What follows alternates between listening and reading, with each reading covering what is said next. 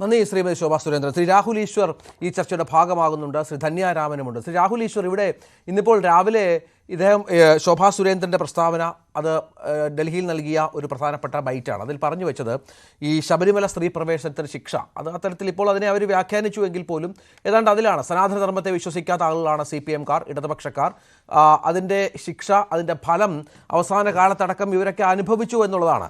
ഇപ്പോൾ രോഗവുമായി ബന്ധപ്പെട്ടല്ല ആ പരാമർശം നടത്തിയത് എന്ന് ശോഭാ സുരേന്ദ്രൻ പറയുമ്പോഴും ഇപ്പോൾ രാഹുലിന് ഈ വിശദീകരണത്തിൽ നിന്ന് മനസ്സിലായ കാര്യം എന്താണ്? രണ്ട് കാര്യങ്ങളുണ്ട്. ഒന്ന്, ആദ്യം ശ്രീമതി ശോഭാ സുരേന്ദ്രനെ കുറിച്ച് രണ്ട് കാര്യങ്ങൾ. ഞാൻ അടക്കമുള്ള ആൾക്കാർ ആദ്യം അവരുടെ പ്രൊട്ടസ്റ്റ് നടത്തുമ്പോൾ ആദ്യം ഞങ്ങളെ സപ്പോർട്ട് ചെയ്യാൻ എത്തിയ ആൾക്കാരിൽ ഒന്നാണ് ശ്രീമതി ശോഭാ സുരേന്ദ്രൻ.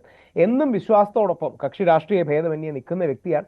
മാതാ അമൃതാനന്ദമയി ദേവിയുടെ ആശ്രമത്തിനെതിരെ ഇതേപോലൊരു വലിയ ആക്രമണം ഉണ്ടായപ്പോഴും ഞാൻ അടക്കമുള്ള ഒരുപാട് പേരെ, ഞാൻ അടക്കമുള്ളവരെ പിന്തുണയ്ക്കുകയും സപ്പോർട്ട് ചെയ്യുകയും പാർട്ടി ഒരു സ്റ്റാൻഡ് എടുത്തിരുന്നില്ല. പക്ഷെ അങ്ങനെ എടുത്ത വ്യക്തിയാണ്. പക്ഷേ ശ്രീമതി ശോഭാ സുരേന്ദ്രൻ എനിക്ക് വ്യക്തിപരമായ ഇഷ്ടമാണ്, ആദരവാണ്. അവരുടെ ആ ഊർജ്ജത്തെ വലിയ ബഹുമാനമാണ്. ആ രോഗത്തെ ഉദ്ദേശിച്ചാണ് പറഞ്ഞത് എന്നാണ് ആദ്യം കേൾക്കുമ്പോൾ നമുക്ക് തോന്നുന്നത്. അങ്ങനെയാണെങ്കിൽ ആ പ്രസ്താവന പിൻവലിക്കുന്നതാണ് ഉചിതം. അത് വേറൊന്നും കൊണ്ടല്ല, ഒരാളുടെ മരണം, ഒരാളുടെ രോഗം തുടങ്ങിയ കാര്യങ്ങളെക്കുറിച്ച് നമ്മൾ കഴിയുന്നത്ര ഒരു പരാമർശം നമ്മുടെ സനാതന ധർമ്മത്തിന് ചേർന്നതല്ല, നമ്മുടെ ആർഷഭാരത സംസ്കാരത്തിന് ചേർന്നതല്ല. എന്റെ കാര്യം എന്ന് പറഞ്ഞാൽ, ഇനി ബിനീഷിനെ കുറിച്ചൊക്കെ പറഞ്ഞു. ബിനീഷൊക്കെ വലിയ വിശ്വാസികളാണ്. ബിനീഷ് സുഹൃത്തു കൂടി ആയതുകൊണ്ട് പറയുകയാണ്. ബിനീഷ് അത് അക്സെപ്റ്റ് ചെയ്യുമെന്ന് എനിക്കറിയില്ല. ബിനീഷ് ശബരിമലയിലൊക്കെ പോകുന്ന ഒരാളാണ്. അല്ലെങ്കിൽ ശ്രീ VS അച്യുതാനന്ദന്റെ മകൻ ശ്രീ അരുൺ ശബരിമലയിലൊക്കെ പോകുന്ന ആൾക്കാരാണ്. വലിയ വിശ്വാസികളാണ്. പാർട്ടിപരമായ വലിയ നിലപാടും അങ്ങോട്ടും ഇങ്ങോട്ടും ഒക്കെ വ്യത്യാസം കാണും. പക്ഷെ നമ്മൾ ഇങ്ങനെ ഒരു വിഷയം വരുമ്പോൾ ഒരു പരിധിക്കപ്പുറം വ്യക്തിപരമാക്കാതെ ആശയത്തിന്റെ തലത്തിൽ നിന്ന് എതിർക്കുന്നതായിരിക്കും അതിന്റെ ഭംഗി. ശോഭാ സുരേന്ദ്രൻജി വളരെ എനർജറ്റിക് ആണ്, പാഷനേറ്റ് ആണ്. അവരുടെ എനർജിയാണ് ഒരുപക്ഷെ നാട്ടുകാർക്ക് പലപ്പോഴും വരെ പ്രിയപ്പെട്ടത്. നിൽക്കുന്ന എല്ലാ ഇലക്ഷനും 3 ഇരട്ടി വോട്ടിലേക്ക് ശോഭാ സുരേന്ദ്രൻജിക്ക് എത്തിക്കാൻ കഴിയുന്നു.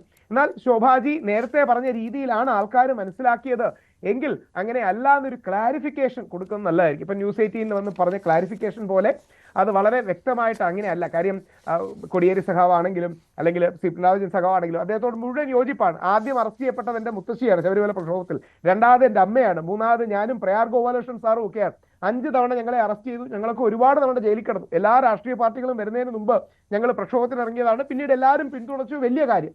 പക്ഷേ നമ്മൾ ഈ മരണവും അങ്ങനത്തെ കാര്യം വരുമ്പോൾ നമ്മൾ കഴിയുന്നത്ര മരണം അല്ലെങ്കിൽ ഒരാളുടെ വയ്യായ്മ ഇത്തരം കാര്യങ്ങളിൽ നമ്മളൊരു മിതത്വം നമ്മൾ പാലിക്കണം. അതുകൊണ്ട് നേരത്തെ പറഞ്ഞ രീതിയിൽ ആൾക്കാർ മനസ്സിലാക്കിയെങ്കിൽ അങ്ങനെ അല്ല എന്നൊരു ക്ലാരിഫിക്കേഷനോ ഒരു പിൻവലിക്കലോ ഒക്കെ കൊടുക്കുകയാണെങ്കിൽ ശോഭാ സുരേന്ദ്രൻജിയുടെ സ്റ്റേച്ചർ ഉയരുകയുള്ളൂ. കാര്യം അങ്ങനെയല്ല ഞാൻ ഉദ്ദേശിച്ചത്. കൊടിയേരി സഖാവിന്റെ വീട്ടുകാർക്ക് വിഷമം തോന്നിയിട്ടുണ്ടെങ്കിൽ ഞാനത് പിൻവലിക്കുന്നു, അദ്ദേഹത്തിന്റെ മക്കളെ കുറിച്ച് അങ്ങനെ പറഞ്ഞില്ല, അങ്ങനെയൊന്നും പറഞ്ഞില്ല. പക്ഷേ കോടിയേരിയുടെ ഇപ്പോൾ നമ്മുടെ വിശദീകരണത്തിലും പറഞ്ഞത് കോടിയേരിയുടെ മക്കൾ ഈ പറഞ്ഞതുപോലെ നിരവധി കേസുകളിൽ പ്രതിയായതിന്റെ കാരണം ശബരിമല വിഷയത്തിൽ ഇടപെടലാണ്.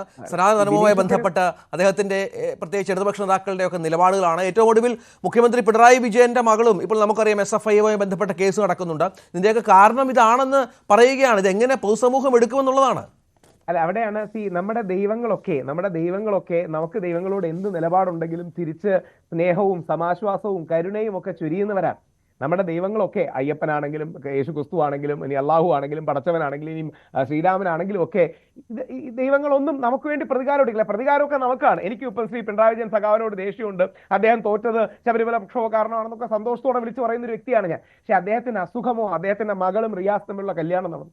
ഒരുപാട് പേര് അവരെ ട്രോളി. ഞാനൊക്കെ ശക്തമായ നിലപാടെടുക്കുകയുണ്ടായി. ശ്രീമതി വീണയുടെയും ശ്രീ റിയാസിന്റെയും ഒക്കെ വ്യക്തി ജീവിതത്തെ അല്ല, ശ്രീ റിയാസിന്റെ എല്ലാ ആശയങ്ങളെയും നമ്മൾ എതിർക്കണം. പക്ഷെ അവരുടെ വ്യക്തി ജീവിതത്തെ അല്ല, കല്യാണത്തെ ഒന്നും ട്രോളുന്നത് ഭാരതീയ സംസ്കാരമല്ല എന്ന ശക്തമായ നിലപാടാണ് ഞാൻ അടക്കമുള്ളവരെടുത്തത്. അപ്പോൾ ഇത്തരം കാര്യങ്ങൾ നമുക്ക് ഒരു മാന്യതയൊക്കെ വേണം. ഇന്നുപോലും ആലോചിക്കണം, BJP RSSനോട് ബന്ധപ്പെട്ട പല ആൾക്കാർക്കും ഇന്നുപോലും ശബരിമല യുവതികളെ കേട്ടണമെന്ന് അഭിപ്രായമുള്ളവരുണ്ട്. ഉദാഹരണം ശ്രീ TG മോഹൻദാസ്, പഴയ BJP intellectual cell head, Hindu ഐക്യവേദിയുടെ ഹെഡായ ശ്രീ RV ബാബു, അന്നല്ല ഇന്നും ശബരിമല യുവതിയിലേക്ക് കേട്ട നമ്മുടെ ചാനൽ ചർച്ചകളിൽ പലപ്പോഴും വരുന്ന ഷാബുജി, വളരെ ഇന്റലക്ച്വൽ ആയ ഷാബു പ്രസാദ് സാർ, അദ്ദേഹത്തിനടക്കം ശബരിമല ഇപ്പോഴും യുവതികളെ കേട്ടണമെന്ന അഭിപ്രായം. നമ്മുടെ ഗോപാലകൃഷ്ണൻ സാർ, ഇപ്പൊ നമ്മളെ വിട്ടുപോയ ഏറ്റവും വലിയ പണ്ഡിതനും ഇന്റലക്ച്വലും ആയ ഡോക്ടർ N ഗോപാലകൃഷ്ണൻ, അദ്ദേഹത്തിനൊക്കെ ഒരുപാട് കാലം ശബരിമല യുവതികളെ കേട്ടണമെന്നായിരുന്നു. നമ്മൾ ഹിന്ദുക്കള് അല്ലെങ്കിൽ നമ്മൾ ഭാരതീയർ അങ്ങോട്ടും ഇങ്ങോട്ടും ഒക്കെ തർക്കിക്കും. പക്ഷേ വ്യക്തി ജീവിതം, ആരോഗ്യം, കുട്ടി, കുടുംബം, മരണം തുടങ്ങിയ തുടങ്ങിയ കാര്യങ്ങൾ കൊണ്ടുവരുന്നത്. ശോഭാജി വിശദീകരണം നൽകിയത് വളരെ നന്നായി. ഇതോടൊപ്പം നാളെ പത്രക്കാരെ കൂടെ വിളിച്ചൊരു വിശദീകരണമോ എന്റെ വാക്കുകൾക്ക് വിഷമം തോന്നിയെങ്കിൽ ഞാൻ അത് പിൻവലിക്കുന്നു എന്നോ അങ്ങനെ അല്ലെന്ന് കോടിയേരി സഖാവിന്റെ മക്കളോടൊക്കെ പറയുകയാണെങ്കിൽ അതൊരു നന്മയാണ്. ആ നന്മയാണ് നമ്മൾ മുമ്പോട്ട് വെക്കേണ്ടത്. പ്രത്യേകിച്ച് ബിനീഷിനെതിരെയുള്ള കേസൊക്കെ, ബിനീഷ് ഇപ്പോൾ കുറ്റമുക്തനായി എന്നുള്ള കേസ് തീർന്നിട്ടില്ല. ബിനീഷൊക്കെ പുതിയൊരു ജീവിതത്തിലേക്ക് കടന്നിരിക്കുകയാണ്. അഡ്വക്കേറ്റ് പ്രൊഫഷനുമായിട്ട് എറണാകുളത്ത് നിൽക്കുകയാണ്. ഷോണിന്റെ അടുത്ത സുഹൃത്താണ്. ഞങ്ങളെല്ലാം വളരെ നല്ല സുഹൃത്തുക്കളാണ്. നമ്മുടെ പി സി ജോർജ് സാറിന്റെ മകൻ ഷോൺ ജോർജിന്റെ അടുത്ത സുഹൃത്താണ്. അവർ ഒരുമിച്ചാണ് പ്രാക്ടീസ് ഒക്കെ തുടങ്ങിയത്. അപ്പൊ നമുക്ക് വ്യക്തിപരമായി എല്ലാവരോടും സ്നേഹവും ആശയപരമായി തർക്കിക്കുകയും